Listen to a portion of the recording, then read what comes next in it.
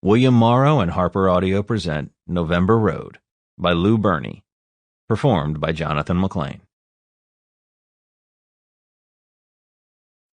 For Adam, Jake, and Sam. 1963. 1. Behold, the Big Easy in all its wicked splendor. Frank Guidry paused at the corner of Toulouse to bask in the neon furnace glow. He'd lived in New Orleans the better part of his 37 years on Earth, but the dirty glitter and sizzle of the French Quarter still hit his bloodstream like a drug. Yokels and locals, muggers and hustlers, fire-eaters and magicians.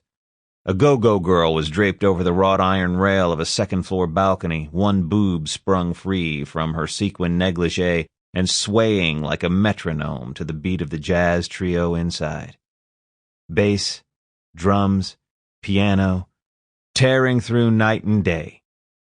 But that was New Orleans for you. Even the worst band in the crummiest clip joint in the city could swing, man, swing. A guy came whipping up the street, screaming bloody murder. Hot on his heels, a woman waving a butcher knife, screaming too. Guidry soft-chewed out of their way. The beat cop on the corner yawned. The juggler outside the 500 Club didn't drop a ball. Just another Wednesday night on Bourbon Street. "Come on, fellas." The go-go girl on the balcony wagged her boob at a pair of drunken sailors. They stood swaying on the curb, watching their pal puke into the gutter. "Be a gent and buy a lady a drink." The sailors leered up at her. "How much?" "How much you got?" Guidry smiled. And so the world spins round. The go-go girl had black velvet kitten ears pinned to her bouffant and false eyelashes so long that Guidry didn't know how she could see through them. Maybe that was the point. He turned onto Bienville, easing through the crowd. He wore a gray-on-gray nail-head suit the color of wet asphalt, cut from a lightweight wool-silk blend that his tailor ordered in special from Italy. White shirt, crimson tie. No hat.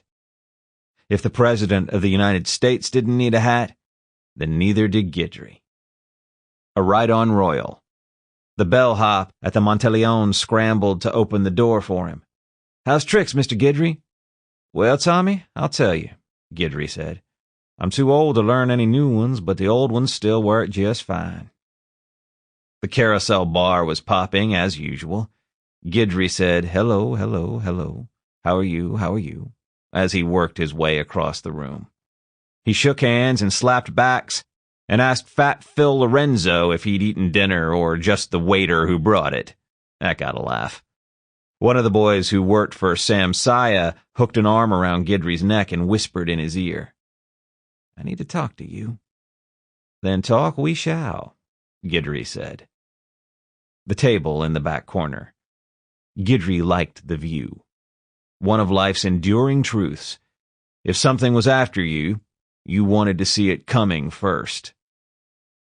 A waitress brought him a double Mcclain rocks on the side. Sam Saya's boy started talking. Guidry sipped his drink and watched the action in the room. The men working the girls working the men. Smiles and lies and glances veiled by smoke. A hand sliding up under the hem of a dress, lips brushing against an ear. Guidry loved it. Everyone here looking for an angle to work, a tender spot. "We already have the place, Frank. It's perfect. The guy owns the building, the bar downstairs. He'll front for peanuts. He might as well be giving it to us for free."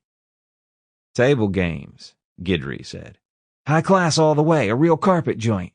But the cops won't talk to us. We need you to smooth the way with that asshole cop Dorsey.